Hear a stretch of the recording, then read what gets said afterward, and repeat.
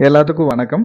நம்ம இப்ப பார்க்குற இந்த இடம் பார்த்தீங்கன்னா, டோட்டலா 1 ஏக்கர் இருக்கக்கூடிய ஒரு அளவான எம்ப்டி லேண்ட் வந்து இப்ப நம்ம பார்த்துட்டு இருக்கோம்.